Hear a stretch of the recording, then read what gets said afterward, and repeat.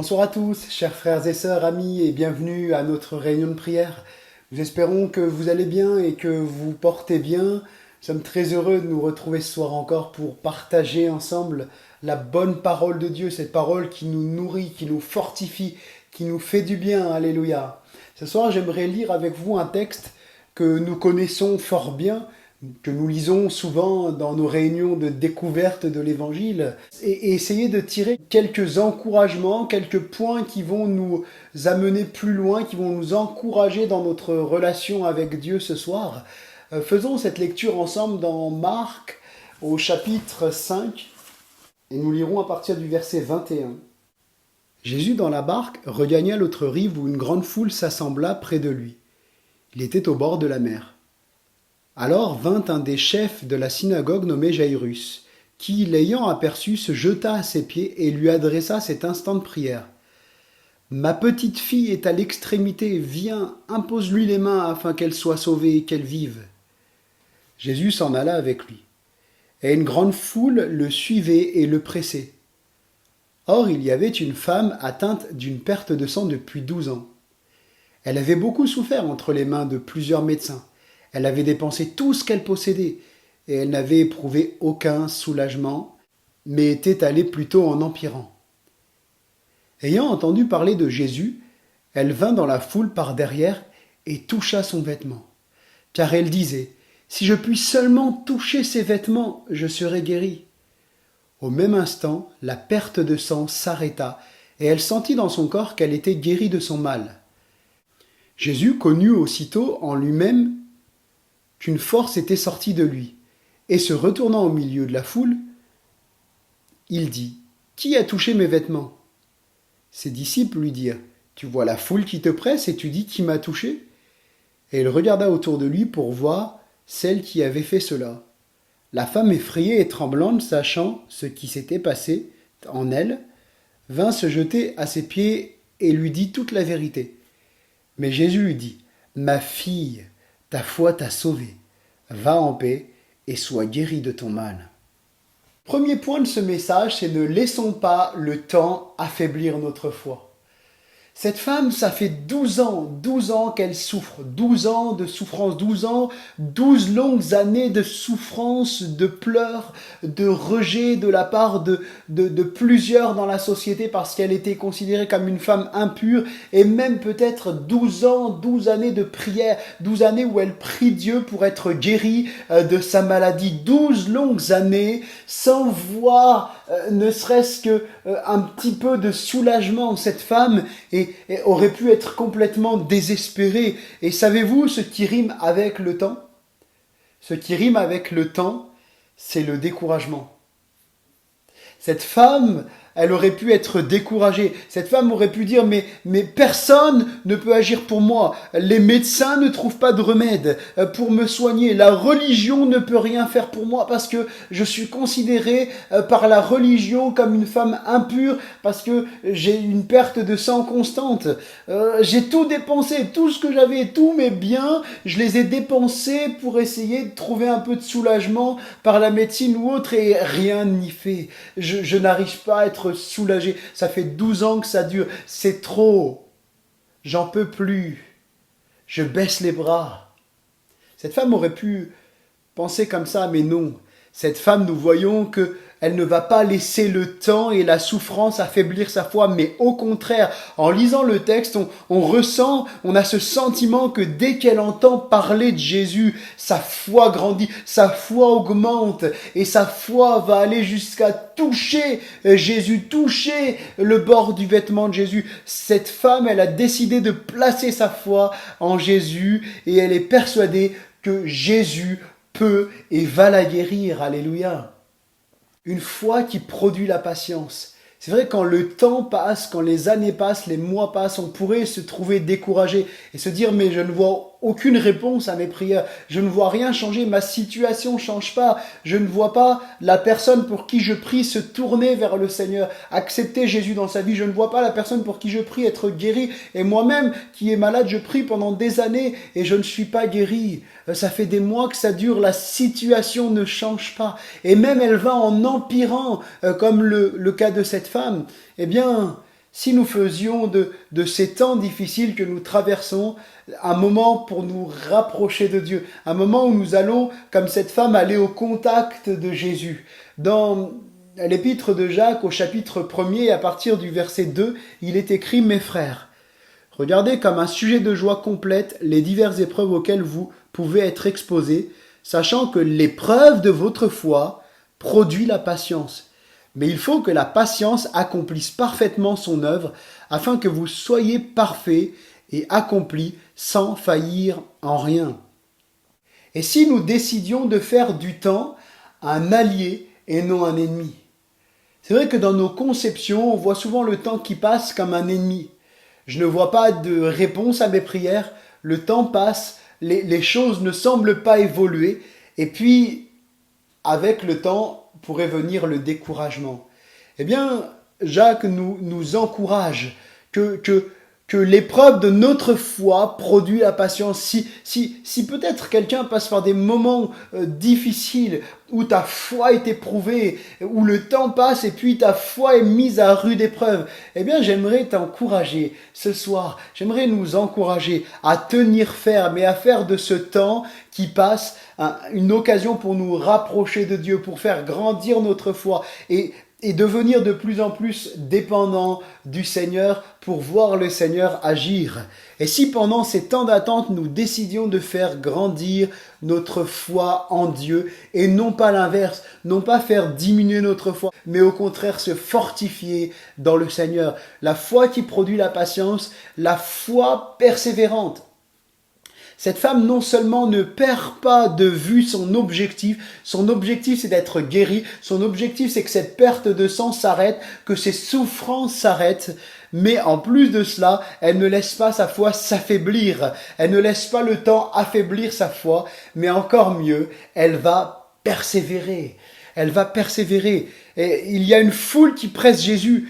Il y a son conditionnement religieux qui est là. Je ne peux pas m'approcher d'un homme, encore moins d'un enseignant, d'un homme qui enseigne la loi parce que je suis considéré comme impur par cette loi. Et en plus, Jésus est déjà préoccupé par une situation à répondre à un besoin. La fille de Jairus a sollicité Jésus pour que sa fille soit guérie. Alors certainement, Jésus a plein d'autres choses à faire que de s'occuper de mon problème. Tant de choses qui auraient pu affaiblir la foi de cette femme et pourtant, elle persévère. Pourtant, cette femme va persévérer à s'approcher de Jésus. Romains chapitre 5 et au verset 3, il est dit ceci, « Bien plus, nous nous glorifions même des afflictions, sachant que l'affliction produit la persévérance. La persévérance, la victoire dans l'épreuve, et cette victoire, l'espérance. » J'aimerais encourager ce soir quelqu'un qui passe par des moments difficiles, qui passe par des moments, des temps où le temps commence à être long.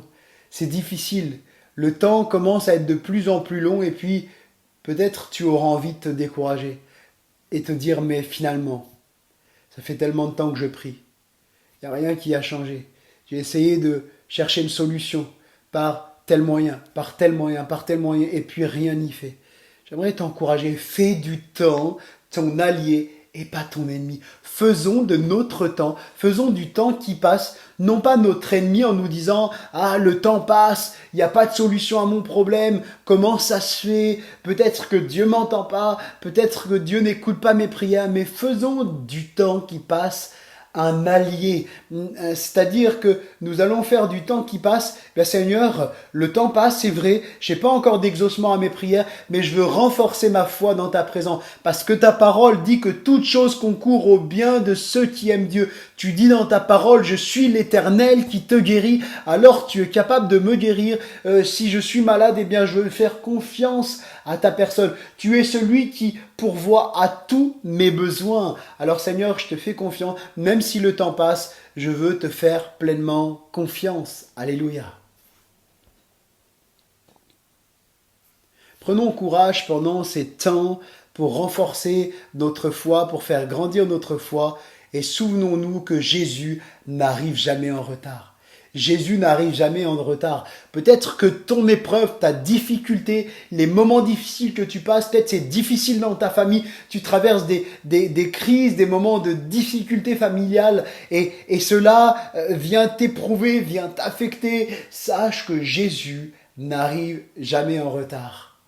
Même pour la fille de Jairus, alors que les gens vont venir dire à Jairus, ta fille est morte, n'importune pas davantage le maître, laisse Jésus tranquille parce que ta fille est morte, viens avec nous, on va l'enterrer, on va lui faire un service d'inhumation et n'importune plus Jésus, c'est fini, elle est morte. Je paraphrase, vous comprenez, mais Jairus va persévérer également et nous donne cet encouragement comme cette femme atteinte d'une perte de sang à persévérer, même quand il n'y a plus d'espoir, même quand il n'y a plus de raison de persévérer, Jairus va persévérer et Jésus va se montrer comme ce Dieu tout-puissant et qui n'arrive jamais en retard. Jésus n'arrive jamais en retard. Alors, prends ce temps, où le temps peut-être commence à être long, prends ce temps pour fortifier ta foi dans le Dieu du tout est possible. Alléluia.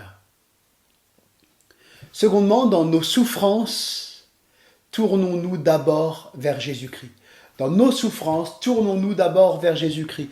Cette femme a épuisé toutes les solutions. Elle est allée voir beaucoup de médecins. Elle a dépensé tout son argent, tous ses biens, mais sa situation ne changeait pas. Au contraire, la Bible nous dit que sa situation allait en empirant. La question que je me posais en préparant ce message, c'est « Et si cette femme avait entendu plus tôt parler de Jésus ?» Et si cette femme avait entendu parler de Jésus bien avant? Eh bien, certainement, elle aurait gagné du temps. Mais nous qui connaissons le Seigneur, alors, soyons dépendants de Christ pour chaque aspect de notre vie. Peut-être que si cette femme avait entendu parler de Jésus bien avant, je suis convaincu qu'elle serait venue bien avant chercher son secours auprès de Jésus. Parfois, dans nos vies de prière, il y a des choses que nous aimerions dire à Dieu, mais nous ne le faisons pas parce que nous estimons que cela n'est pas suffisamment important. Pourtant, Dieu s'intéresse à tous les aspects de notre vie.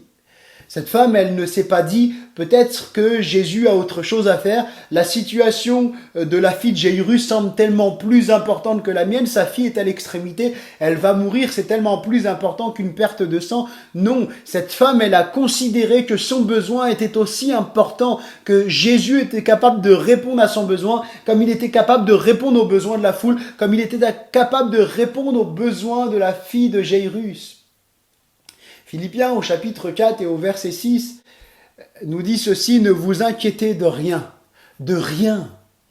mais en toute chose, faites connaître vos besoins à Dieu par des prières et des supplications avec des actions de grâce. Et la paix de Dieu, qui surpasse toute intelligence, gardera vos cœurs et vos pensées en Jésus-Christ.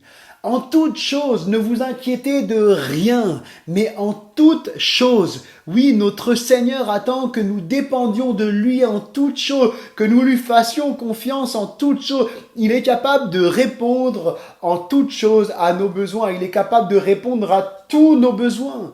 Et il attend que nous lui fassions connaître, comme nous l'avons vu dans ce texte, faites connaître vos besoins à Dieu. Il attend que nous lui faisions connaître nos besoins et il va agir. Soyons dépendants de Christ dans tous les domaines de notre vie. Faisons-lui connaître nos besoins avant de chercher ailleurs. Cette femme avait cherché une solution à son problème, à sa maladie, et elle s'est tournée vers beaucoup de médecins. Alors attention, je ne dis pas ici qu'il ne faut pas consulter la médecine quand nous sommes malades, loin de là. Au contraire, je crois que si Dieu a donné la science aux êtres humains pour que la médecine existe, pour que on puisse trouver des remèdes, des solutions à des problèmes médicaux, c'est pas pour rien. Le Seigneur n'a pas créé toute chose pour rien, mais la médecine a été créée et je crois que si Dieu a donné la science aux hommes pour cela, c'est pour qu'elle soit utilisée à bon escient. Donc loin de moi de vouloir dire qu'il ne faut pas consulter les médecins quand nous sommes malades. Non, ce n'est pas ce que je veux dire. D'ailleurs, le Seigneur Jésus lui-même avait parmi ses disciples un médecin, Luc. Luc était médecin. Donc le Seigneur n'est absolument pas contre la médecine. Mais souvent, nous voyons que Les êtres humains aiment aller chercher des solutions à droite à gauche avant de chercher leur solution en Dieu. C'est comme, je dirais, c'est comme inné chez l'être humain, de chercher partout sauf en Dieu. Eh bien, ce soir, j'aimerais nous encourager à chercher notre solution, à faire connaître nos besoins à Dieu avant de les faire connaître à quelqu'un d'autre. Ce que je veux dire parfois, c'est que dans le domaine je parle pas forcément du domaine de la santé, mais par exemple le domaine du travail, le domaine affectif, le domaine sentimental, le domaine matériel, eh bien nous allons nous mettre en action, nous allons avoir cette facilité à nous mettre en action pour chercher une solution ici ou là, et parfois souvent, peut-être on oublie de faire connaître nos besoins à Dieu. Premièrement, de faire connaître nos besoins à Dieu. S'il y en a bien un qui peut répondre à tous nos besoins, s'il y en a bien, non pas à nos caprices, mais à nos besoins réels, s'il y en a bien un qui connaît nos besoins et qui est toujours prêt à répondre à nos besoins, c'est bien Dieu. Bien sûr qu'on ne peut pas accuser cette femme dans cette situation d'être allée chercher une solution en dehors de Jésus, parce que nous voyons que dès qu'elle entend parler de Jésus, elle vient dans la foule et elle vient toucher Jésus parce qu'elle est convaincue qu'en venant juste toucher le bord du vêtement de Jésus, elle va être guérie. Donc elle entend parler de Jésus et sa foi là est mise en action, est mise en relief. Cette femme, elle est convaincue que Jésus est tout puissant pour la guérir. Donc on ne peut pas l'accuser d'avoir cherché des solutions avant.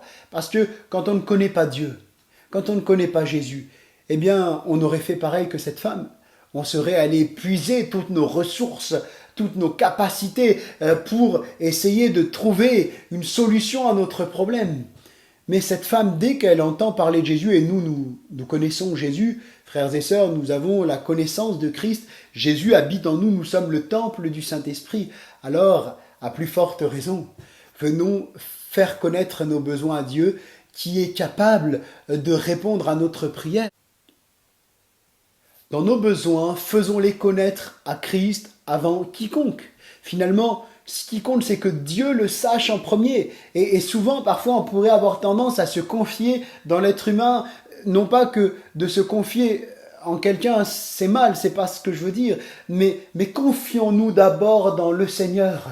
Faites connaître vos besoins à Dieu, et la paix de Dieu qui surpasse toute intelligence gardera vos cœurs et vos pensées en Jésus-Christ. Finalement, le seul qui puisse réellement répondre à nos besoins, c'est le Seigneur. Alors, faisons-lui connaître nos besoins. Soyons dépendants du Seigneur Jésus dans tous les besoins de notre vie, et ne nous disons pas que comme certains pourraient le dire, le Seigneur a autre chose à faire, mon besoin n'est pas assez grand. Non, le Seigneur désire que nous ayons une relation permanente avec lui où nous lui faisons connaître nos besoins. Troisièmement, mettons notre foi en action. Cette femme, à la perte de sang, a entendu parler de Jésus, elle a mis sa foi en lui à tel point qu'elle est persuadée que si elle touche le bout du vêtement de Jésus, elle sera guérie. Et sa foi, ce n'est pas juste un beau principe théologique, ce n'est pas un principe intellectuel, mais la foi de cette femme, c'est du concret, c'est du pratique, parce que cette femme sa foi va la pousser à se mettre en action et à aller au milieu de cette foule et à aller toucher le bord du vêtement de Jésus. La foi est faite pour être manifestée. La foi n'est pas faite pour être écrite dans un livre qu'on ferme et qu'on met dans une bibliothèque. Non, la foi, elle est faite pour être manifestée. La foi est faite pour se mettre en action. Si cette femme s'était contentée de dire « Oui, je crois en Jésus. Je crois que Jésus peut me guérir. J'ai entendu parler de Jésus et je suis persuadé que comme Jésus a guéri les aveugles, comme Jésus a ressuscité les morts, il est capable de me guérir. » Et puis qu'elle s'était simplement arrêtée là. Elle n'aurait pas vu l'exaucement, certainement qu'elle n'aurait pas vu l'exaucement de ce qu'elle recherchait, c'est-à-dire la guérison de son corps. Mais cette foi, elle va se manifester. La foi, elle se manifeste dans le concret. Si je crois que Jésus guérit encore les malades, alors je vais prier avec ferveur pour les personnes que je connais qui sont malades. Si je crois que Jésus est le chemin, la vérité et la vie, et que personne ne peut venir à Dieu que par lui, si j'ai foi que Dieu veut que tous les hommes soient sauvés, alors je me mettre en action pour témoigner autour de moi que Jésus est le chemin, que Jésus est la vérité, que Jésus est la vie, qu'il est le sauveur sauveur du monde. Et notre foi, finalement, nos convictions, eh bien, elles doivent produire l'action. Une conviction, notre foi, nos convictions qui ne se mettent pas en action, finalement, elles sont stériles. Ce ne sont que des beaux principes. Ce ne sont que des principes, peut-être même des principes religieux. Mais comme Hébreux 11 nous le dit, la foi, c'est une démonstration, c'est une conviction, c'est quelque chose de fort qui nous pousse à nous mettre en action. Et nous le voyons quand Hébreux 11 décrit les hommes de Dieu dans la Bible qui vont se mettre en action. Nous voyons, c'est par la foi qu'ils vont se mettre en action. C'est par la foi que les hommes de Dieu se mettent en action. Notre foi, elle est faite pour être mise en action. La foi est faite pour être manifestée. Et j'aimerais nous encourager au travers de l'attitude de cette femme à mettre notre foi en pratique, en action. Approchons-nous du Seigneur ce soir pour le voir agir dans nos vies. Une foi qui brave les difficultés et qui ne se laisse pas arrêter. Nous l'avons vu dans ce texte, les difficultés vont s'enchaîner pour cette femme. Premièrement, elle est considérée comme impure à cause de sa maladie, à cause de la perte de sang. Elle est considérée comme impure dans la loi de Moïse. Et puis ensuite, une foule nombreuse suit et presse Jésus. Nous pouvons nous imaginer que de nombreux malades cherchaient aussi à toucher Jésus.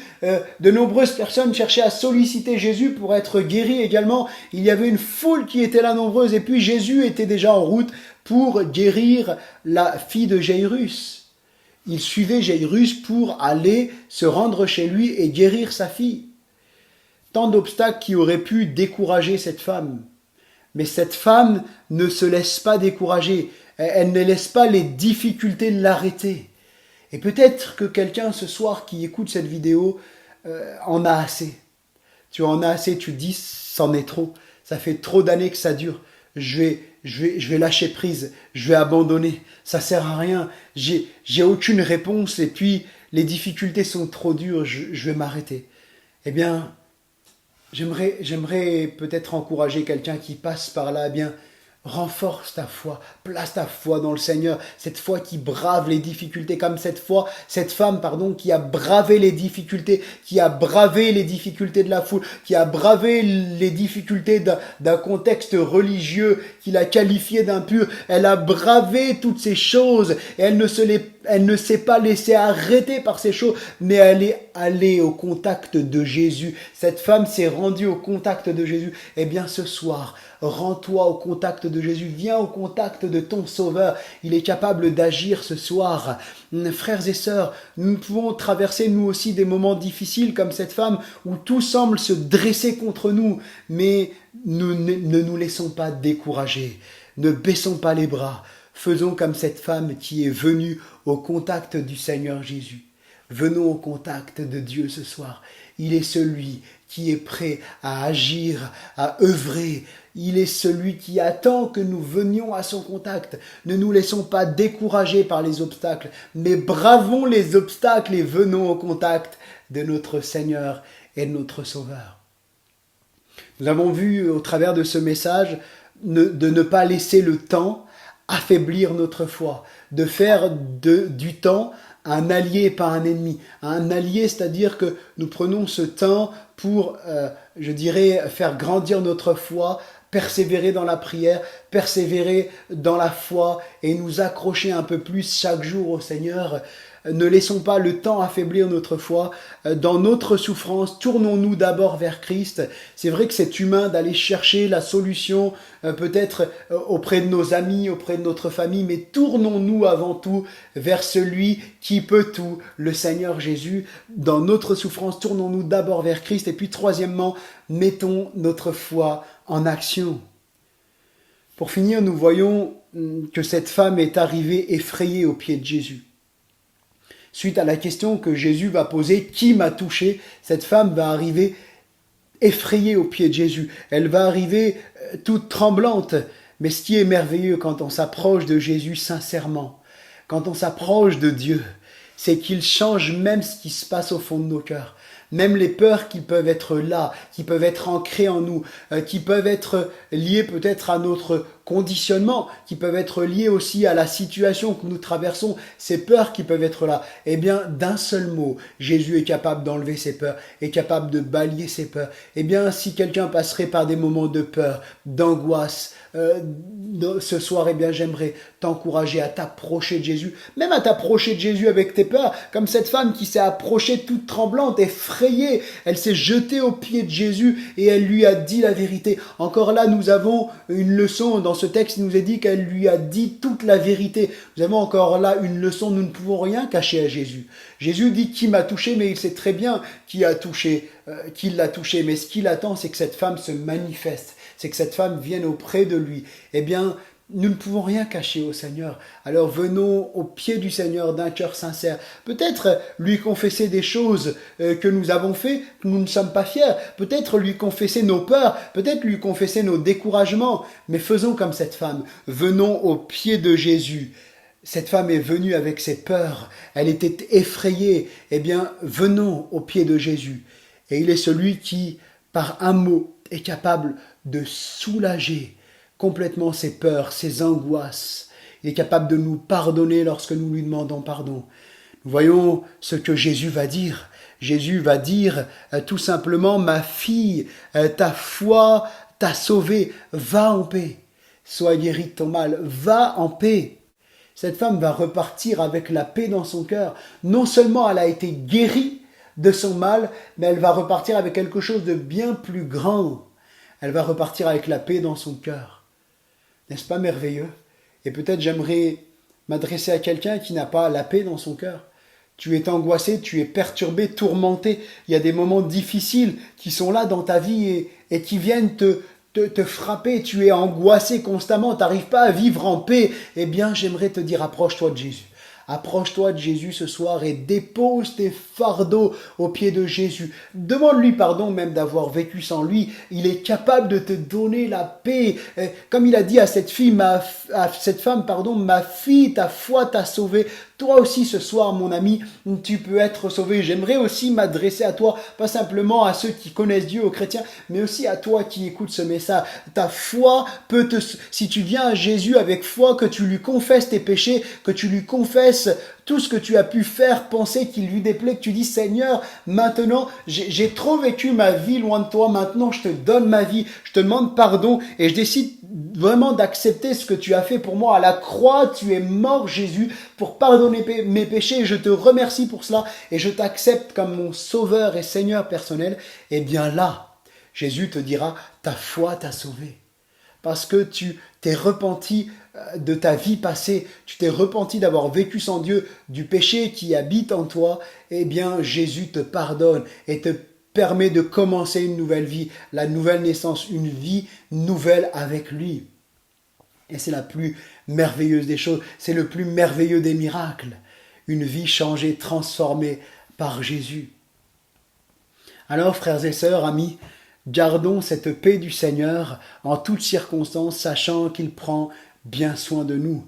Comme nous l'avons lu, et la paix de Dieu qui surpasse toute intelligence gardera vos cœurs et vos pensées. Alors faisons connaître nos besoins à Dieu, approchons-nous du Seigneur comme nous l'avons vu, ne nous laissons pas affaiblir dans la foi, mais faisons de ces moments que nous pouvons passer des moments où nous grandissons dans la foi. Ce soir, dans ces temps de prière, faisons encore grandir notre foi dans la lecture de la parole de Dieu, dans ces temps de prière, manifestons notre foi comme cette femme l'a fait. Alléluia.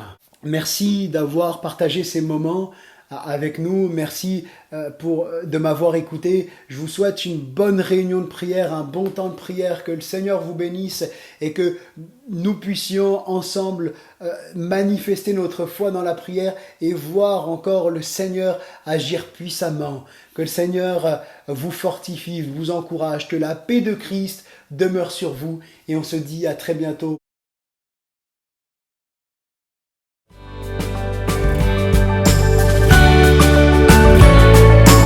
Merci à tous de nous avoir suivis. Nous vous donnons rendez-vous chaque mardi et jeudi à 19h, ainsi que le dimanche à 10h. N'hésitez pas à vous abonner à notre chaîne YouTube. Vous pouvez également nous suivre sur notre page Facebook.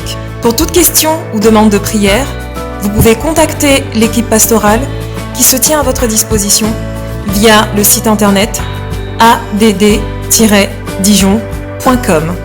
Que Dieu vous bénisse.